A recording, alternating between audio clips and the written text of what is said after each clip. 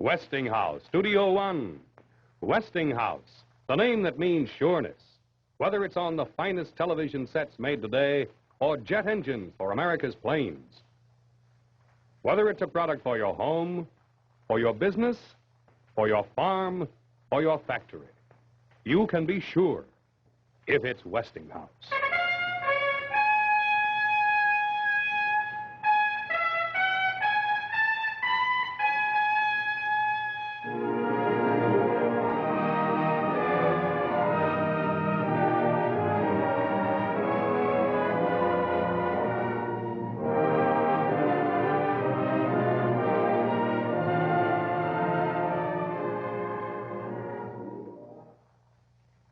Good evening. This is National Printing Week, and our story tonight is about a printer of the colonial days. It's the trial of John Peter Zenger, starring Eddie Albert.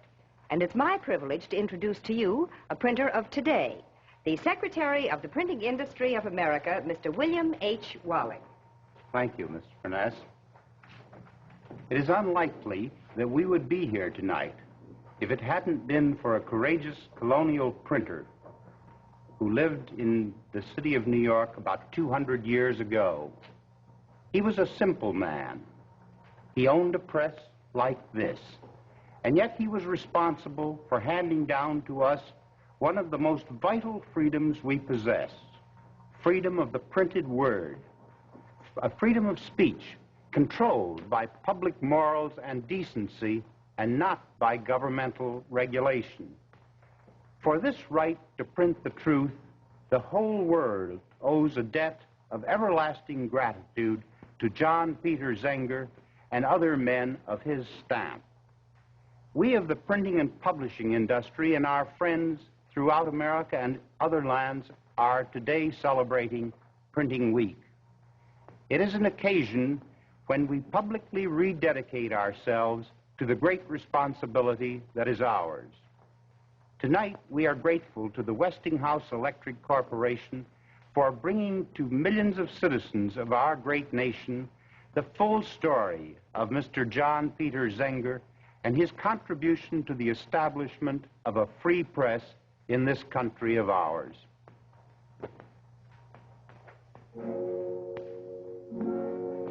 Oh, you good lads that dare oppose all lawless power and might, you are the theme that we have chose, and to your praise we write.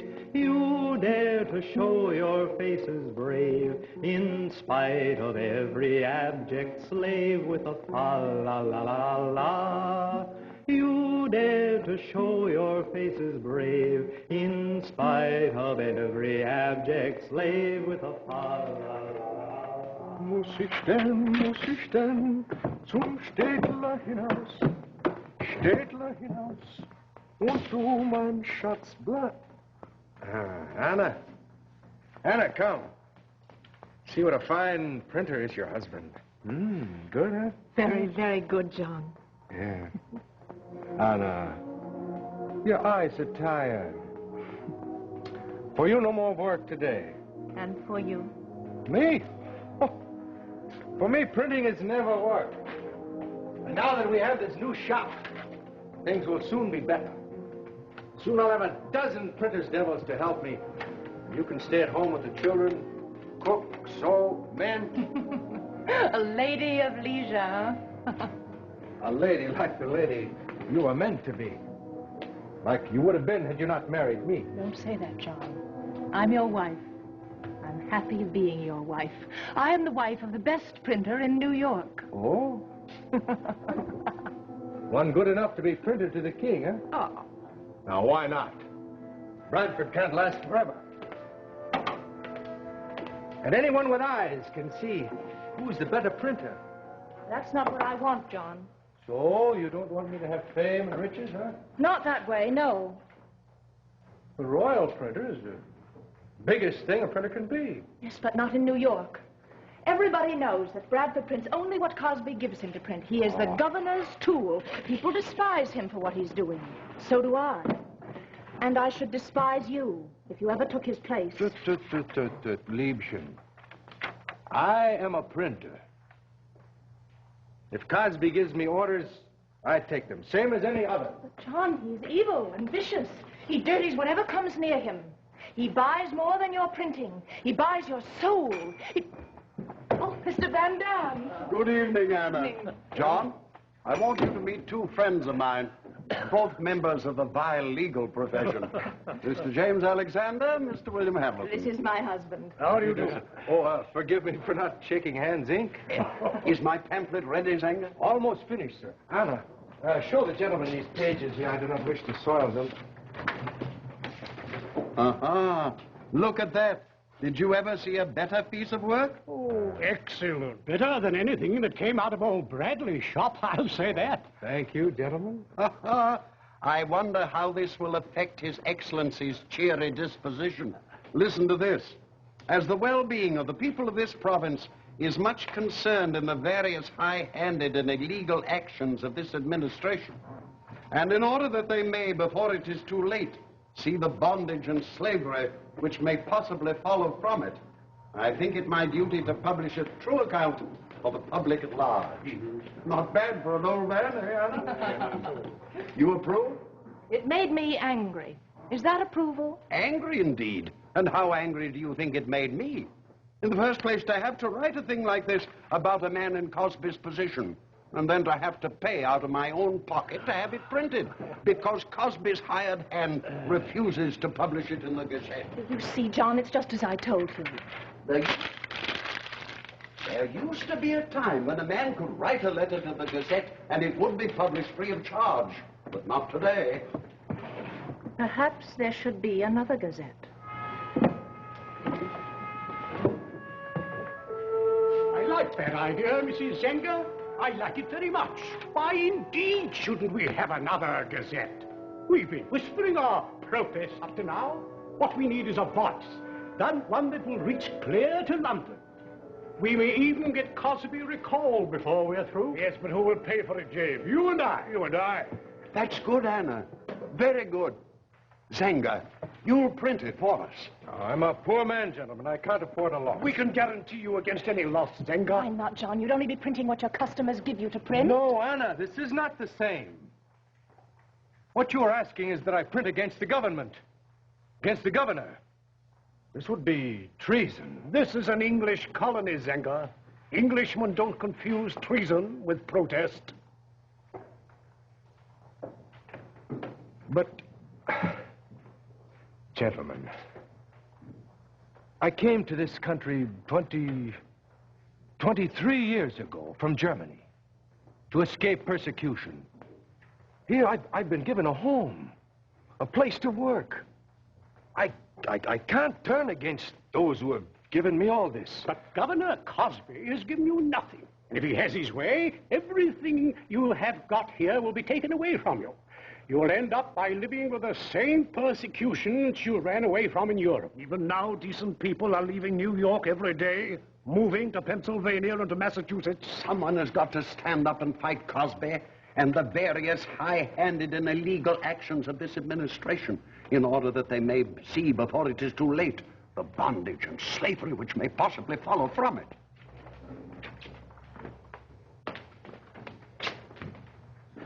We can make a start, at least, with this new journal.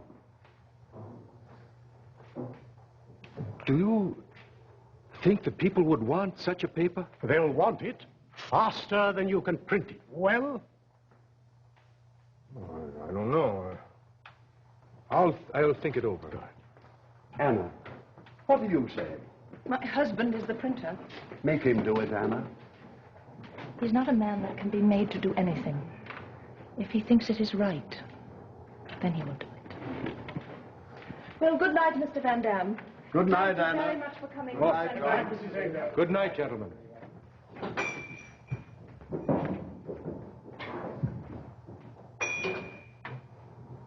Anna, you want me to do this?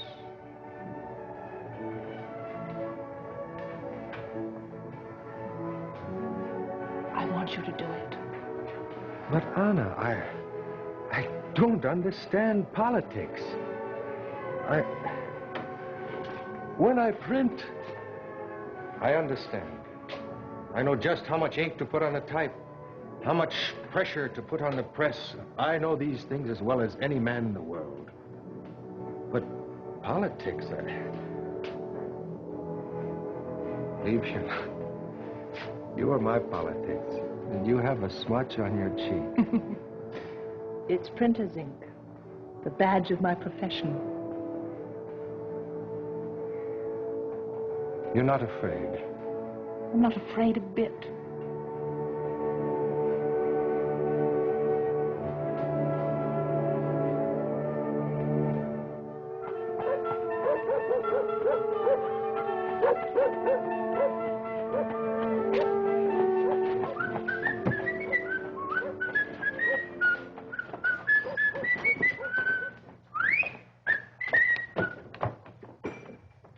Got the extra supply of paper, Mr. Zenger. Oh, stack it back in there, Samuel, Yes, please. sir. No, John, some of these are smudged. You have to be more careful. I said that anything that looks like that.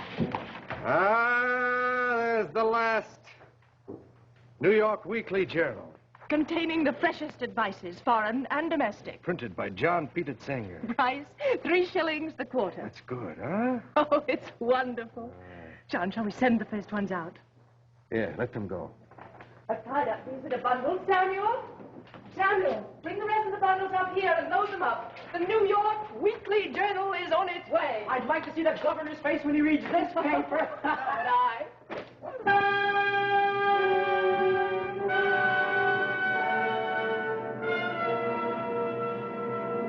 Objection to the governor?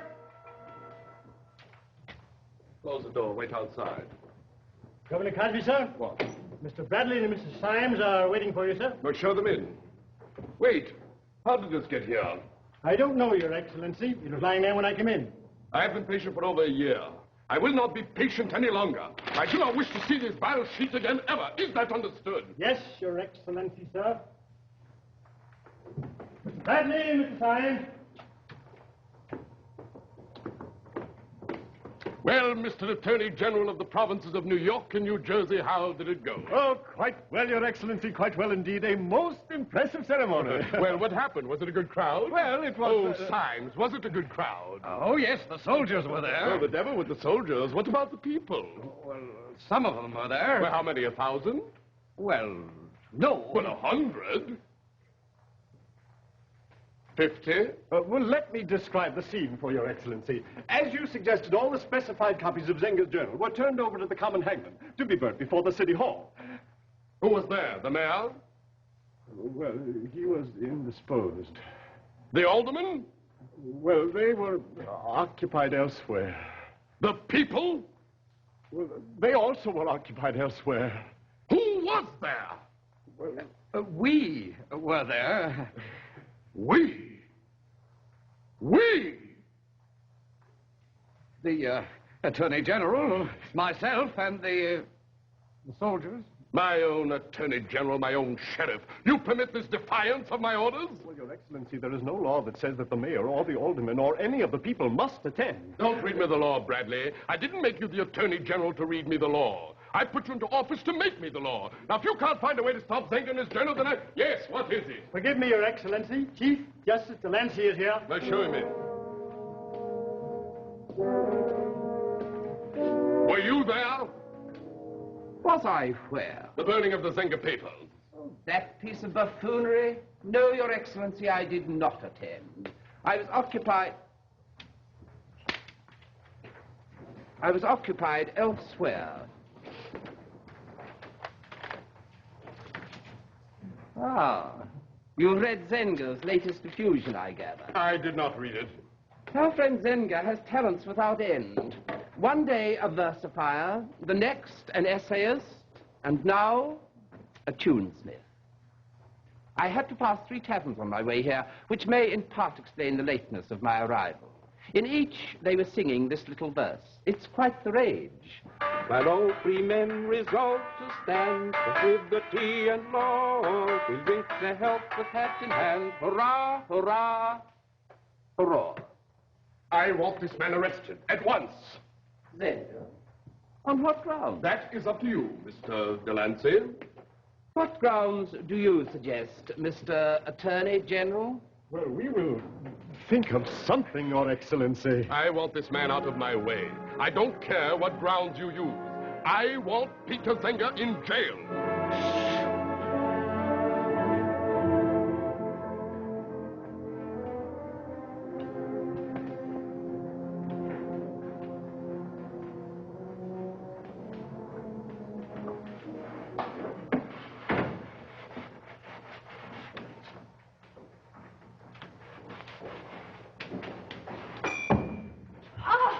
Alexander. Hello, Mr. Seen Alexander. you in a long time. Hello, Tom. No, I've been too busy writing for you. And writing very well, too. Oh, I'm neglecting my law practice, I'm afraid. This has become my first love.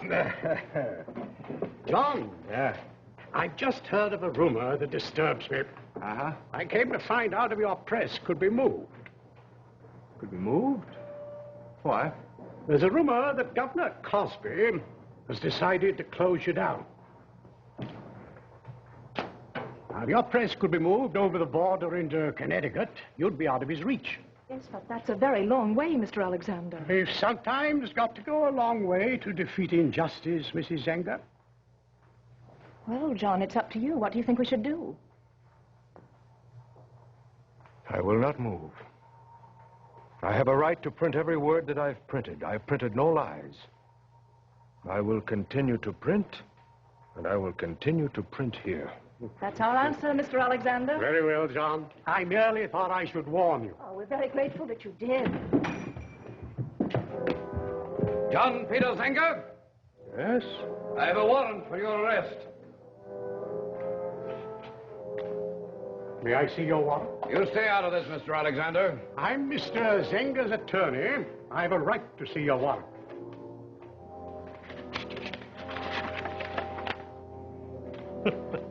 Why, this warrant is illegal, Mr. Simon. It's what? It's issued by the Governor's Council. The Council has no such authority. You can't serve this. Can't I? Well, Mr. Alexander, you have your law books, but I have my soldiers. And I think you'll find that in this argument, my side carries the more weight. Take him. You have no right to... Oh. This is where the weekly journal is hatched, huh? Well, Mr. Zenger, you'll not set upon any eggs for quite a while. John, don't!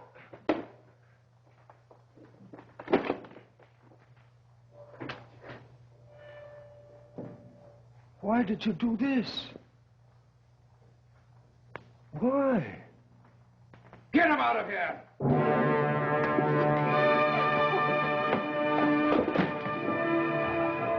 I'll tell you, Delancey, I intend to slap him into prison and to keep him there. And give the mob a hero? That doesn't seem very wise to me. Well, what do you propose? Do you want me to thank him for past favors and send him on his way? Oh, I'd do even more. More? Yes, I'd offer Zenger the post of royal printer. Offer him the post? Oh, this is too subtle for me. We can always control the royal printer. Of course, Zenger would have to pay us the privilege. How much? Well, not money, information. Zenger would tell us precisely who has been writing all these articles that have appeared in his journal. And a lot of citizens would find themselves facing a charge of seditious libel. Yes. Yes, I like that idea. Noah! Yes, Your Excellency. Tell the sheriff to bring in the prisoner. You're clever, Delancey. Someday you may be too clever for your own good. Yes, that's always possible. The prisoner, Your Excellency. Well, get out, Simons. Oh, yes, sir.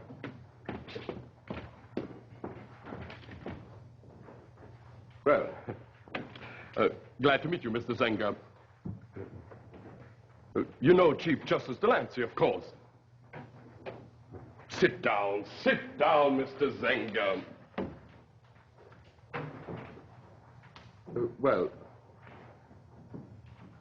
You tell him, Delancey. Mr. Zenger, His Excellency has been reading your weekly journal. He has been upset by some of the articles, of course. But what has impressed him has been the quality of your printing. Yes, yes, excellent, Yes, excellent. His Excellency is most sensitive to matters such as that. That is why he has asked you here today.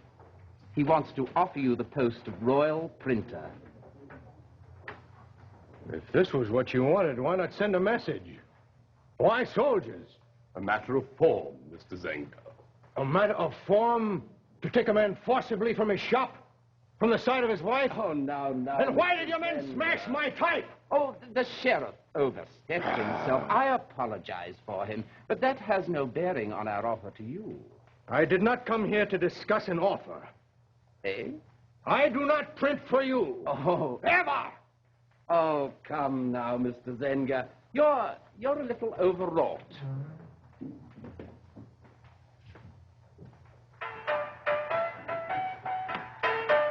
Tell us, Mr. Zenger, who writes these articles that have been appearing in your journal? The people. What people? All the people. Why do you print these articles? Because they are true. Who pays you? The people who buy my paper. Don't be a fool, Zenger. Tell us their names and you can walk out of here a free man. I print the truth, nothing more. And nothing less. That is your answer, eh? Signs! Yes, sir. Take this man out of here. Put him in a cell and keep him there until we can get the truth out of him. Yes, Your Excellency. Come on.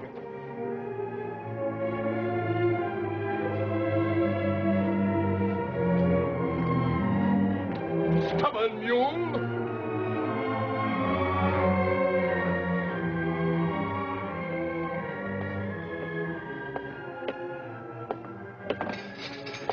How long may I be with him? 2 minutes. 2 minutes? That's not very long after not seeing him for a whole month. Will we be alone? For 2 minutes. This is cell. You will remain outside. Alone. I cannot even see him. There's a hole in the door. Speak to him through that.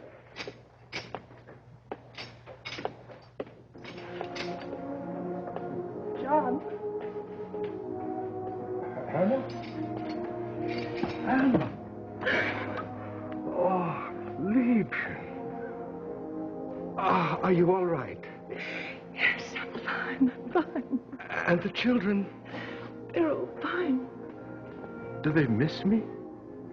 Very much. We all do. Anna, come closer. I want to look at you. Oh, your eyes are so tired. Are you ill? No, I'm all right. Listen, dear. Yes? I've seen Mr. Smith and Mr. Alexander every day. Yes. Can they get me out of here? They're trying to get you released on bail. They're asking for a hearing. A hearing? Will it be soon? It will take time. I want you home, John. Gee. Now, Anna, tell me. What has happened with the journal? Who's helping you? No one. There's been no journal since you left. The paper has not been printed? No. But it must go on. Anna, you must do it. I? Yes. You know how to work the press. Samuel will help. Print the paper, Anna. Print it. Do you think I could, John? You've got to. Anna, the reason they have me here is to keep the paper from coming out. They think that they can keep down the truth by putting one man in prison. This must not happen, Anna. Liebchen, we have shared everything. Now we share this. Oh, I have this. I have written something. The next issue. I do not find it easy to say these things in English, Anna. You will look it over, find the right words. But the facts are there, Anna. The facts, that's what matters, the facts. Yes, that's what matters. And you'll do this for me. I'll do my best. And you bring me a copy next time you come. Yes, I'll try. Yes. God is coming up, Mr. Oh, Anna. Goodbye, my dear. I'm ready.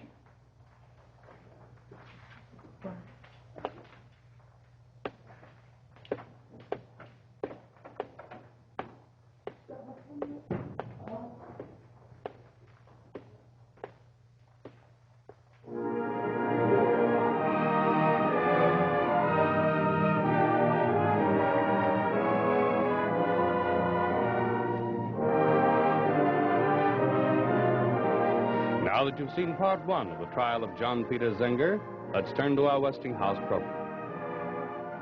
Picture of the year. Uh-huh. This is the screen that'll bring you the television picture of the year. The clearest, steadiest, most pleasing picture in any area. You see, this is a new 1953 Westinghouse set. And it has so many new improvements that, well, I hardly know which one to tell you about first. Well, for instance, now, for the first time, Westinghouse brings you a clearer picture from a greater distance than ever before possible. Now, that's because of a new electronic miracle called the Cascode Tuner. Westinghouse actually pays a premium price to select by hand the very best of these tuners available. And Westinghouse brings you another brand new feature. It's called automatic fringe area control.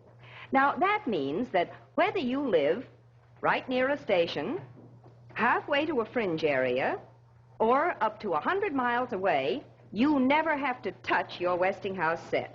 It automatically adjusts to any distance within that range. And, oh dear, well now that's enough to spoil the whole program, isn't it, no matter where you live? Well, you don't have to put up with flop over like that with the new Westinghouse set, because of that amazing Westinghouse exclusive, the electronic clarifier. Those streaks can be terribly annoying too, can't they? Well, the electronic clarifier eliminates streaks, too. In fact, with any new Westinghouse set that you buy, it means no streaks, no flutter, and no flop over in every area where the television signal is normal. And new Westinghouse sets are all ready for those new ultra-high frequency channels when they come to your area. You just plug in a little UHF receptor like this in the back of the set, and you have a new channel. It's as easy as plugging in a lamp cord. And this is a Westinghouse exclusive, too. Now, I've told you that Westinghouse brings you the television picture of the year. And in television, well, what's more important than the picture? And there are improvements in sound reception, too. In fact, if you want the television set of the year, you can be sure if it's Westinghouse. Your votes you gave for those brave men who feasting did despise and never proud. We return now to Westinghouse Studio 1 and the trial of John Peter Zenger. The lies that were drawn up to put in chains, as well our nymphs as happy swains, with a fa-la-la-la-la, that were drawn up to put in chains. Yes, Mrs. Zenger. And you'd better get home, Samuel. It's getting late. It's late for you too, ma'am. I still have a little more to do. Your eyes are tired. You need sleep. How funny. My husband used to use the same words. Your eyes are tired, Anna. I see you so often sitting here alone when I'm going home, writing all those articles for the Gazette. You haven't said anything to anyone? No, ma'am, never. Shall it be our secret? Now, you run along. We have a hard day tomorrow. Yes, ma'am. Should I turn out the rest of the lanterns? No, I'll...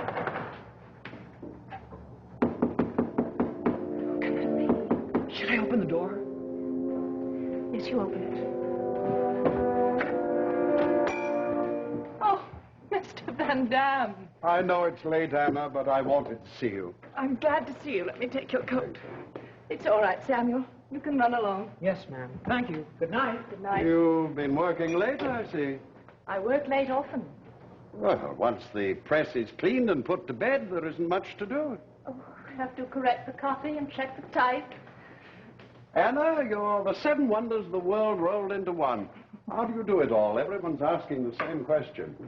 You have a house to look after and 4 children, and yet, on top of all that, you come down to the printing press and you put out the journal every week. How do you do it? Oh, by just doing it. It keeps me from thinking. You must think to write as much as you do and as well. I don't write a word. I've told you that again and again. What is this, the market list? As far as you or anyone else is concerned, that is a market list. Can I have it, please? I only wanted to know. Anna, you may have to go on doing this for a very long time. But nothing must stop you. It's too important for all of us. I know. Isn't it strange? I mean that at first this was just a job to me. But now, after 7 months with John in prison, It's the most important thing in my life. I've grown angry and bitter. I've tried to learn how to be eloquent, if only to make people see the danger. The easy danger of letting even one principle of freedom go undefended. I'm growing older, I expect, and less womanly.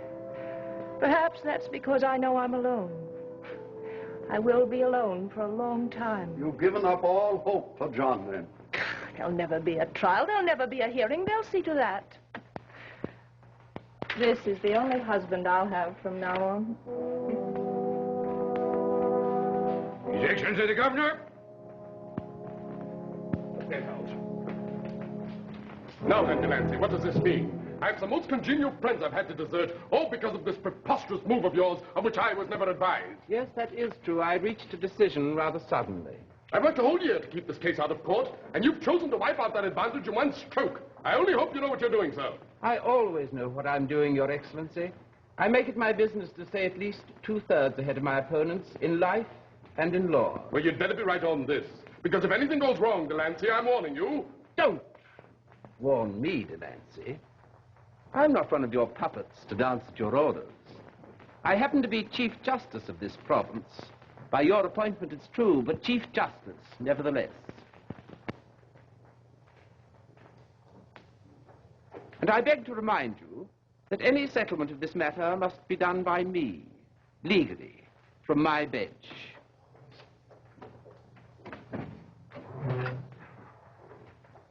I didn't order Zenger to jail. You did.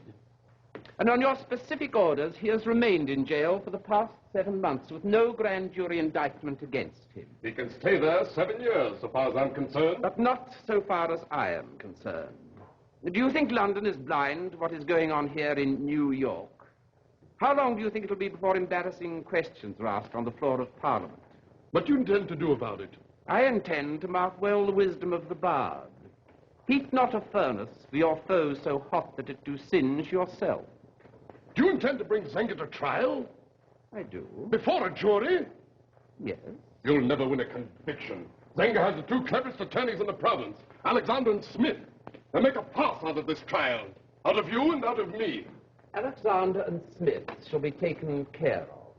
My informants tell me they're waiting to challenge your position on the bench.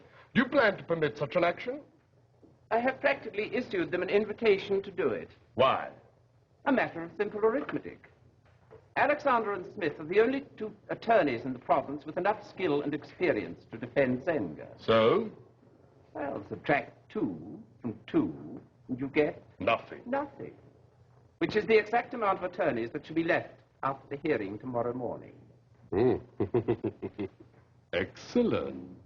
There is one other attorney. But you said... Oh, this man is of no consequence. He has neither skill nor experience. He has never tried a case. But perhaps you would care to see for yourself. He is waiting outside. Come in, Mr. Chambers, will you? Come in. This boy? After Smith and Alexander are disbarred, I shall appoint Mr. Chambers to take their place. You hear that, Chambers? You are going to defend John Peter Zenger. Am I, sir?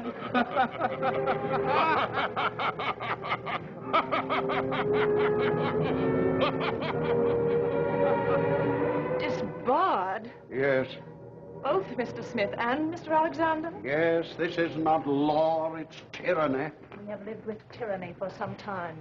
Well, what happens now? What happens to John? I don't know. Really, I don't know, Anna. He'll stay in jail? Yes. For how long? Until the trial. Do you think there'll be a trial now? Oh, yes, you may be sure of that. Now that they've gotten rid of Alexander and Smith, they'll force it to a trial as soon as possible. Who will defend John? The court will appoint an attorney, one of their own choosing. That's what the Lancers wanted all along. They'll convict John, then, and make it appear legal. Yes. Where can we turn? We cannot let this happen. What can we do? I don't know, Anna. Every lawyer in the province knows what has happened. It'll be very hard to find one who would dare to face the Nancy now. Must be someone who is not afraid. Perhaps, but I don't know where to find it. Oh, then we must look outside the province, in Boston, in Philadelphia, Virginia, somewhere. There must be someone. Wait, Hannah, that may be good, very good. It might be possible to find someone outside who would dare risk disbarment if we could make him care enough. Think, Mr. Van Dam, think. I know of one man. Who? Andrew Hamilton of Philadelphia. He's a very great man. There's no one quite like him. But he's old now. He's even older than I am. That's very old indeed. But if he's old, then he'd have less to lose. Yes, but he's been ill. No, it's too great a chance. But if he chose, could he stand up against Cosby and Delancey? Old Andrew? He could stand up against the devil and a regiment of imps. Then that is the man. Do you know what time that boat leaves from the battery for Paulus Hook?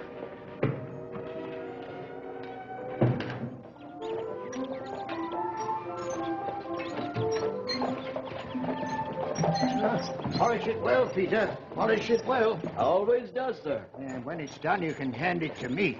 Sir? I've been thinking of taking it down, Peter. What better time than when it still shines as brightly as the setting sun? You're quitting, Mr. Hamilton, sir?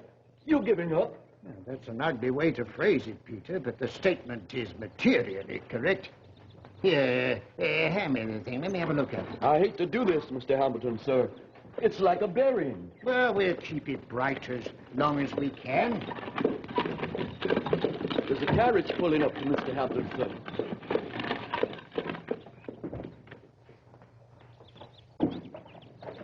Excuse me. Is this Mr. Andrew Hamilton's home? It is. Are you Mr. Hamilton? I am. I am Mrs. John Zenger. I have a letter to you from Mr. Van Dam in New York. The wife of the printer, Mom? Why, it's good to see you. Peter, get the lady a nice cool drink of water. Yes, sir. Do sit down, Mom. Do. I trust that you haven't come to ask me to help your husband, Mrs. Zenger. I would prefer not to answer that, sir, until you've read this letter. As you wish. What's this? What's this? Disbarred? Yes. Both Mr. Smith and Mr. Alexander. Well, this is a nasty business. Yeah, I know somewhat of this case, Mrs. Zenger, and I know somewhat of this Cosby. Your husband is still in custody, I gather. Yes, sir. He is. Well, that's bad. Very bad. Thank you. Oh, I see. So that's it. They're trying to bring the case to a quick trial to make certain your husband has no adequate defense. But can you find no one in New York to take the case? No one. That's why I have come to Philadelphia. To you. You mean you expect me to take the case, Mrs. Zenger? To defend your husband? Yes, sir. At least, that is what I hope. But I can't do it, Mrs. Zenger. It's impossible. What? Here, do you see this? I've taken down my shingle. I'm in retirement. But, Mr. Hamilton, there is no one else. I can't do it, Mama. I'm old and infirm. To travel all the way to New York City just to take on the case of a little German printer? It is not the case of a little German printer. It's the case of every free man in America. Why, if they can do this to John, no one will be safe, ever. John has done nothing wrong. He only printed the truth. The truth? No one can sit back while there are men like Cosby living who are trying to take away everything good we've ever known. No one can give up fighting before the fight is over. Not even you. You're a most persuasive advocate, Mrs. Zenger. I'm sorry, Mr. Hamilton. But you see, all this has come about through my own doing. I forced my husband to print that paper. All that has happened to him, everything that will happen, is my fault. Did you bring along your records on the case, Mrs. Zenger? Why, yes, I had them here, and Mr. Alexander has given them to me. Well, suppose we go into the house and look them over. You will defend my husband. We'll see. We'll see.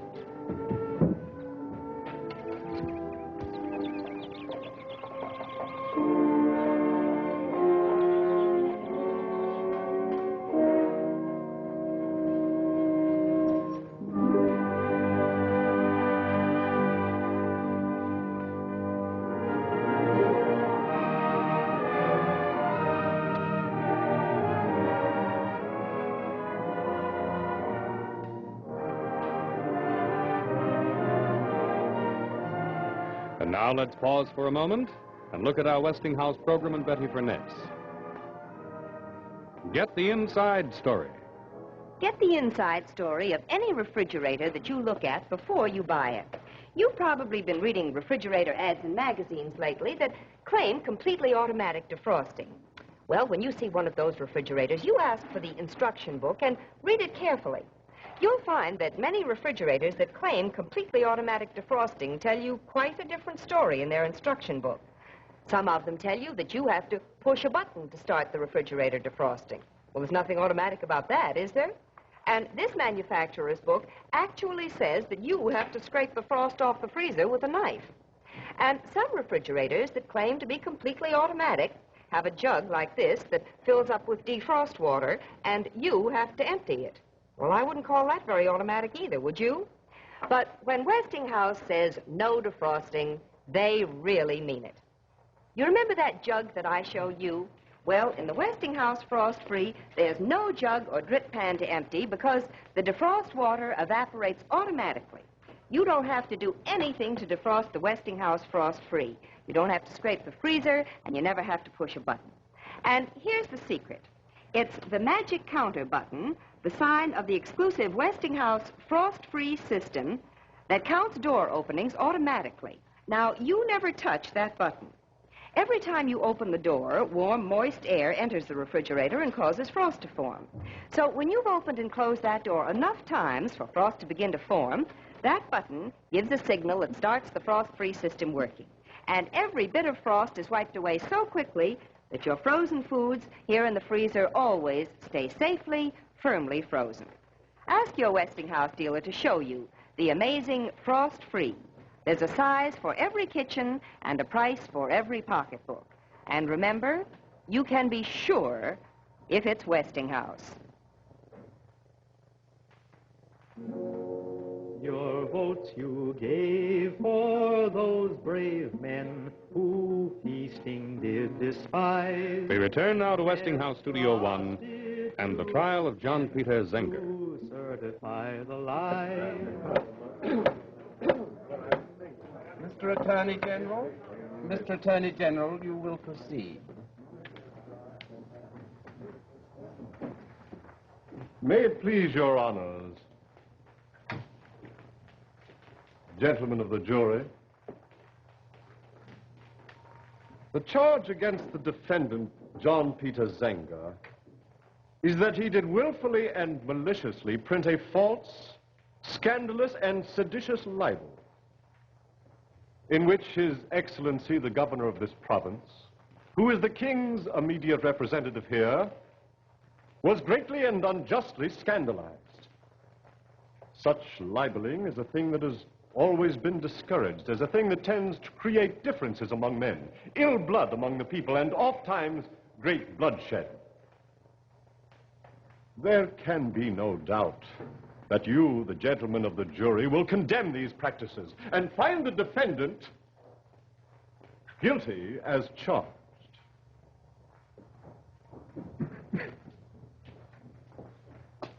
Mr. Chambers.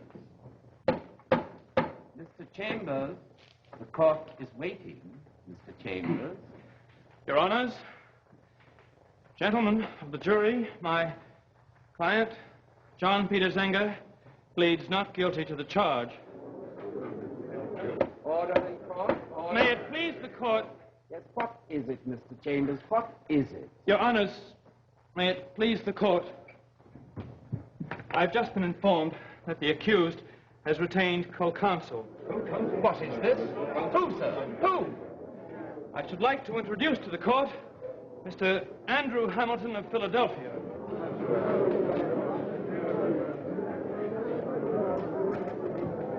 May it please the court to summon Mr. Hamilton, who's waiting outside. Let him be summoned. Andrew Hamilton?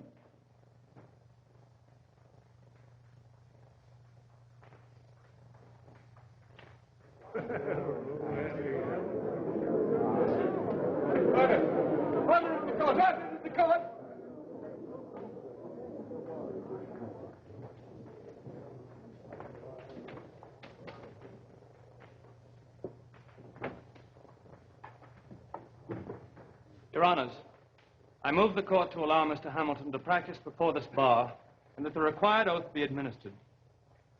You do us a great honor, Mr. Hamilton. Thank you, sir. Had I been informed of your pleasure before, sir, these matters could have been attended to in the privacy of my chambers. Well, I regret that circumstances prevented my enjoying so outstanding a privilege. I am ready to take the oath now. You will raise your right hand.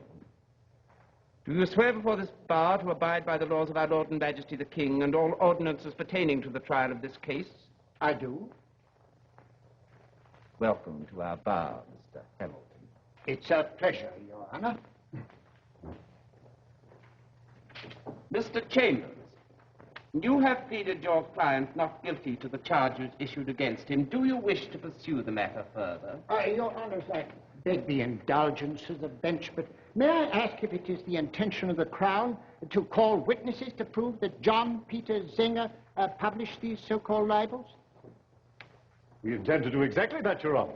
We have witnesses who will Please, prove Your Honors, beyond... I will save Mr. Attorney General the trouble of going any further into the matter. I do confess for my client that he both printed and published the statements set forth in the charges. Order in the court. Order. Well, now, as Mr. Hamilton has confessed the printing and publishing of these libels, I think there is nothing to do further but for Your Honors to instruct the jury to return a verdict for the Crown. Your Honors... Mr. Hamilton... Mr. Attorney General, you will have to prove something more than this before you make out my client to be a libeler. The words printed themselves must be libels. That is, false, seditious, and scandalous, or else most assuredly we're not guilty. Your Honors, I think that there is nothing plainer than that the words used in the articles are scandalous and tend to sedition. If that is not libel, I may safely say there can be no such thing as a libel. Oh, may it please the court. I observed just now that Mr. Attorney General, in defining a libel, made use of the words scandalous and seditious. But whether from design or not, I cannot say. He omitted the word false. Well, I repeat, a libel is still a libel, notwithstanding it may be true. Now, in this I must again differ with my honorable colleague.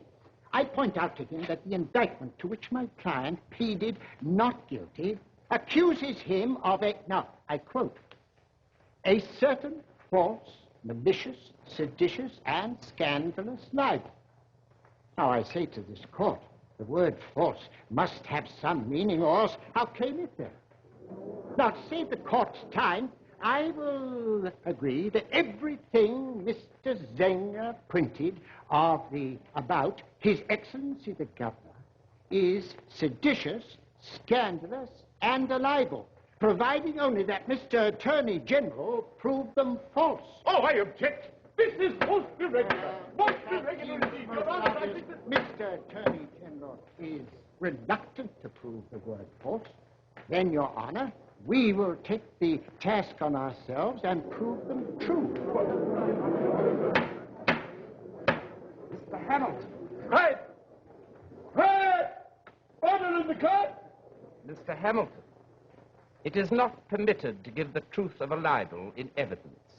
A libel is not to be justified, for it is nonetheless a libel that it is true. Well, I'm sorry the court has so soon resolved upon this bit of law. The law is clear, sir. You cannot justify a libel. Well, you say that truth is no defense of libel, Your Honor. Well, now, I respectfully must point out the incongruity of such a position. I see a man slay another. I print that such a man is a murderer. Am I then a libeler? Now, truth is fact, and facts, I submit, are the very reverse of libel. Now, look further, Your Honor. If this be the case that truth is no defense of libel, what then should be printed in the public press? Never a word can be raised against a tyrant. What stands against a tidal flood of corruption if it is not the threat of a fearless press that will exercise the inalienable right of every man to protest? To protest! Mr. Hamilton, After the court have declared an opinion, it is not good manners to insist upon a point in which you are overruled. I will say no more at this time. Use the court with good manners, sir. And you are not to be permitted to argue against the opinion of the court. Gentlemen of the jury, it is to you we must now appeal. For witness, we are denied the liberty of proving the truth of the facts deemed libelous. Gentlemen, power may justly be compared to a great river. When it overflows its banks, it bears down all before it. It brings destruction and desolation wherever it spreads. If then this is the nature of power, let us at least do our duty, and like wise men who value freedom, use our utmost care to support liberty, the only bulwark we have against lawless power. As you see, I labor under the weight of many years. I am bowed down with great infirmities of body. Yet old and weak as I am, I should think it my duty, if required, to go to the furthest part of this land to fight persecutions that aim at depriving a people of the right of remonstrating, aye, and of complaining too, against the arbitrary attempts of men of power, men who injure and oppress the people under their administration, provoke them to cry out and complain, then make that very complaint the foundation for new oppressions and persecutions. Now, the question before the court, and you gentlemen of the jury, is not of small nor private concern. It's not the cause of a poor printer, nor of New York alone that you are trying. No. It may, in its consequences, affect every free man in America, and I make no doubt that your upright conduct this day will entitle you to the love and esteem of all men who prefer freedom to a life of slavery. They will bless and honor you as men who have baffled an act of tyranny. By your impartial and uncorrupt verdict, you will have laid a noble foundation for securing to ourselves, to our posterity, and our objects the right and the freedom and the liberty of exercising and opposing arbitrary power by speaking and writing the truth.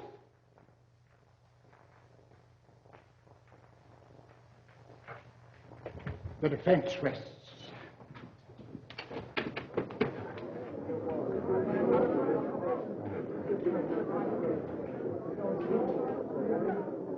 Liberty and law boldly despise the haughty knave that would keep us in awe.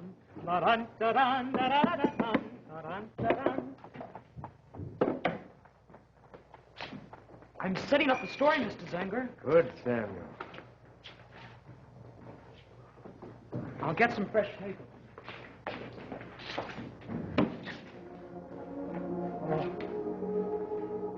Is there ever anything better than to come home?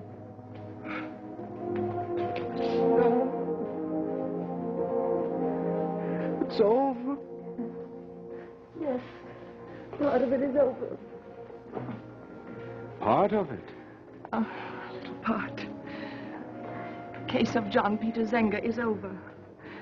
But we must remember what Mr. Hamilton said, that it is not only the case of a poor printer, or of New York alone, but of every free man in America. That struggle is not over, John.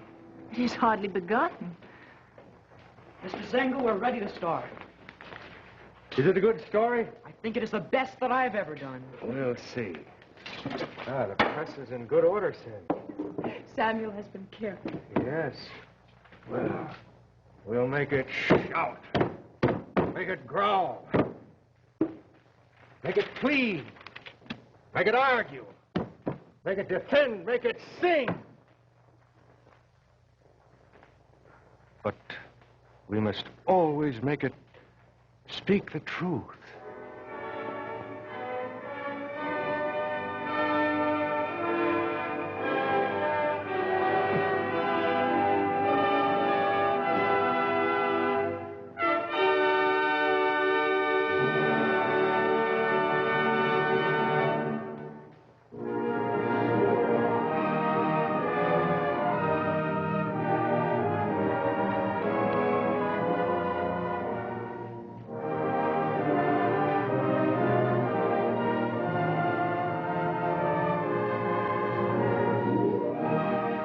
Now that we have brought down the final curtain on the trial of John Peter Zenger, let's turn to our Westinghouse program and Betty Furness, who wants you to meet the man who had a bright idea.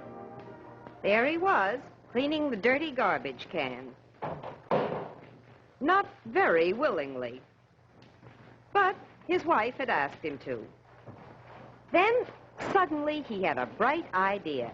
He remembered something he had heard about, something wonderful.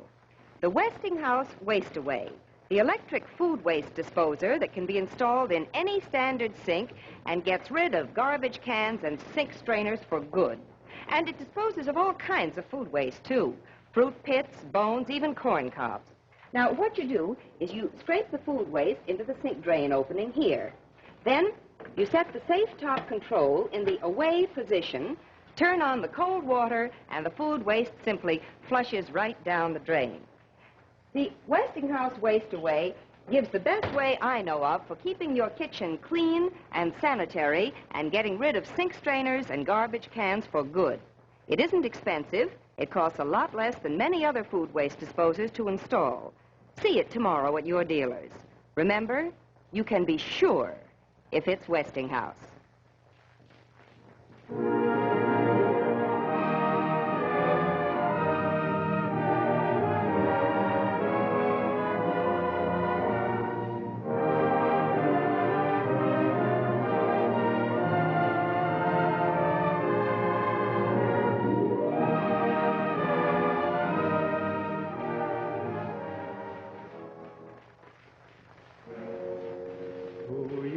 Lads that dare oppose all lawless power and might, you are the theme that we have chose, and to your praise we write.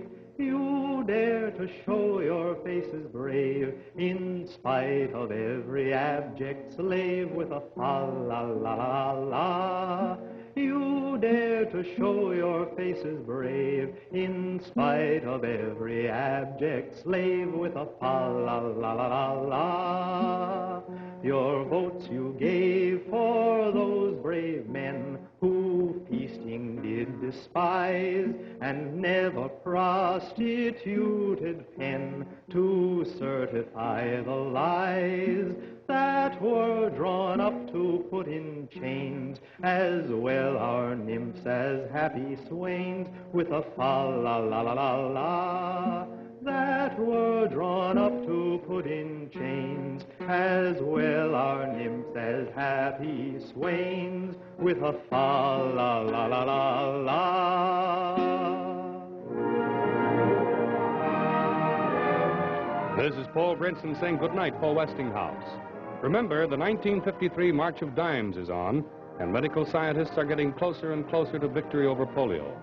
For the sake of your child, help them. Join the March of Dimes tomorrow. Folk ballads were sung by Martin Newman.